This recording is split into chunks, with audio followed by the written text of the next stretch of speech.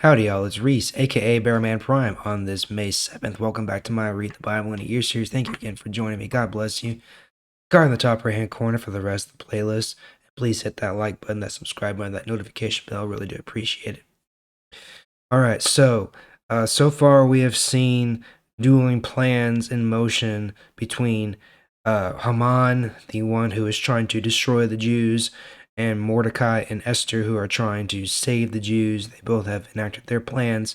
Now we're going to see the conclusion of this situation, and we're going to finish up our coverage of the book of Esther today as we go over to Esther chapter 6 today and finish up in chapter 7 today. So let's begin in Esther chapter 6, starting in verse 1. That same night the king could not sleep, so he told a servant to bring him the history book and read it to him. The book of the history of the kings lists everything that happens during a king's rule. The servant read the book to the king. He read about the evil plan to kill King Xerxes. That was when Mordecai had learned about Bigthana and Teresh. These two men were the king's officers who guarded the doorway. They had planned to kill the king, but Mordecai learned about the plan and told someone about it. Then the king asked, "What honor and good things have been given to Mordecai for this?" The servants answered the king, "Nothing has been done for Mordecai." Haman had just entered the outer area of the king's palace. He had come to ask the king to hang Mordecai on the hanging post Haman had commanded to be built. The king said, "Who just came into the courtyard?" The king's servant said, "Haman is standing in the courtyard." So the king said, "Bring him in." When Haman came in, the king asked him a question. He said, "Haman, what should be done for a man the king wants to honor?" Haman thought to himself, "Well, who is there that the king would want to honor more than me? I am sure that the king is talking about honoring me." So Haman answered the king, "Do this for the man the king loves to honor. Have the servants bring a special robe the king himself has worn, and a horse the king himself has ridden. Have the servants put the king's special mark on the horse's head. Then put one of the king's most important leaders in charge of the robe and the horse, and let the leader put the robe on the man the king wants to honor. Then let him lead him on the horse through the city streets. As he leads him, let him announce, 'This is done for the man the king wants to honor.'" "Go quickly," the king commanded Haman. "Get the robe and the horse, and do just as you have suggested for Mordecai the Jew. He is sitting near the king's gate. Do everything that you suggested." So Haman got the robe and the horse. Then he put the robe on Mordecai and led him on horseback through the city streets.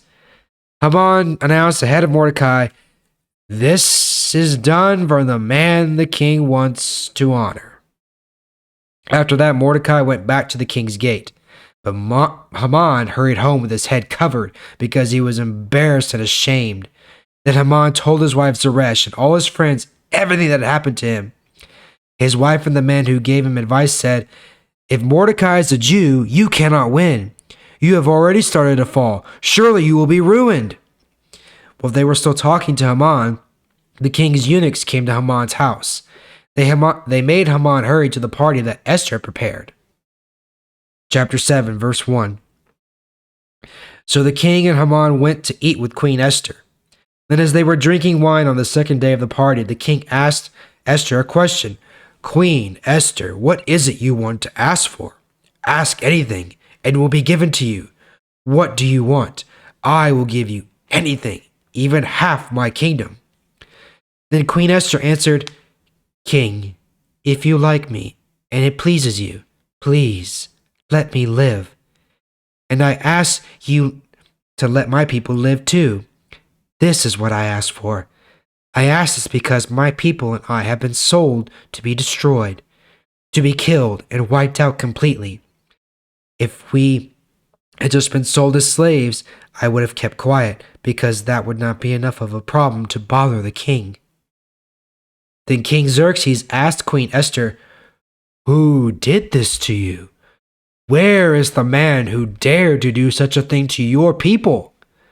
Esther said, "The man against us, our enemy, is this wicked Haman." Then Haman was filled with terror before the king and queen. The king was very angry. He got up, left his wine, and went out into the garden.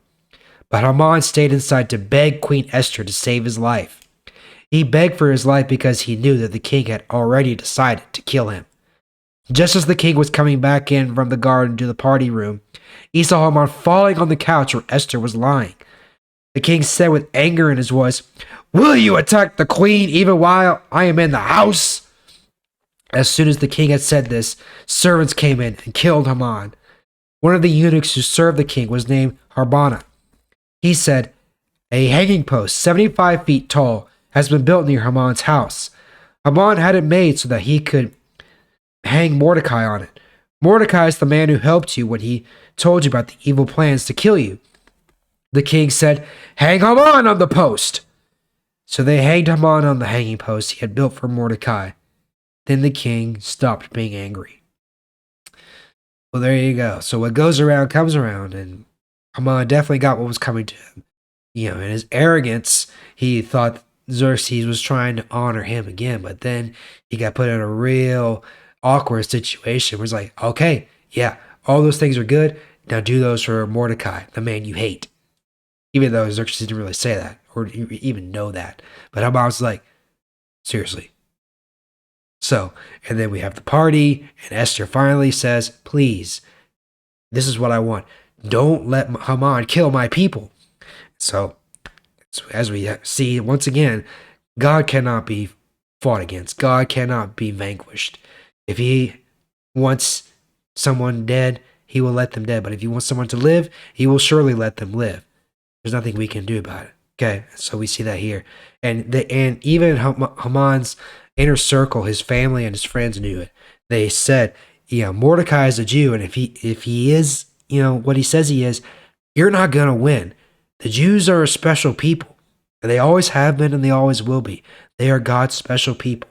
So no matter what we do, no matter what the world says or does, the Jews are still a special people. They have been since they were pulled out from Abraham, since they were chosen by God. And they always will be. So let's always keep that in mind. All right, well, that's all for today, and that's all for our coverage of Esther. So tomorrow we will pick it up in the book of Job coming up next. Job. Thank you again for joining me. I sure do appreciate it, and I'll see y'all tomorrow.